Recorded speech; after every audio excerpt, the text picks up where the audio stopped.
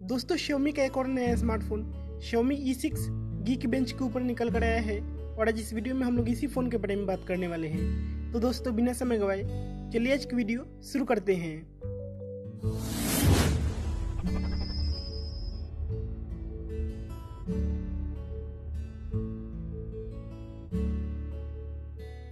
दोस्तों Geekbench की listing के अकॉर्डिंग Xiaomi E6 में स्नैपड्रैगन का 625 प्रोसेसर देखने को मिल सकता है, यानी कि दोस्तों Redmi Note 4, Redmi Note 5, Mi A1 और Redmi S2 के बाद ये पांचवा स्मार्टफोन होगा Xiaomi का जिसमें स्नैपड्रैगन का 625 प्रोसेसर देखने को मिलने वाला है। और दोस्तों Xiaomi E6 में 3GB की रैम हो सकती है और ये Android 8.1 यानी कि Oreo out of the box run कर सकता है।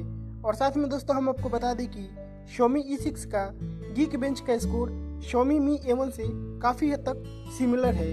दोस्तों ऐसा बताया जा रहा है कि Xiaomi E6 Redmi S2 का ग्लोबल वर्जन होने वाला है। अब ऐसे में दोस्तों 7 जून को देखना होगा कि क्या भारत में Xiaomi E6 के नाम से ही Redmi S2 लॉन्च होता है या फिर Redmi Y2 के नाम से लॉन्च होता है। अब ऐसे में दोस्तों आप अपना राय इस स्मार्टफोन के बारे में हमारे कमेंट बॉक्स में ज़रूर लिखें। फिलहाल के लिए इस वीडियो में इतना ही दोस्तों। हमें उम्मीद है आपको वीडियो पसंद आया होगा। अगर आपको वीडियो पसंद आए तो कृपया लाइक कीजिए इस वीडियो को और हमारे चैनल को प्लीज़ सब्सक्राइब कीजिए। तब तक के लिए धन्यवाद दोस्तों।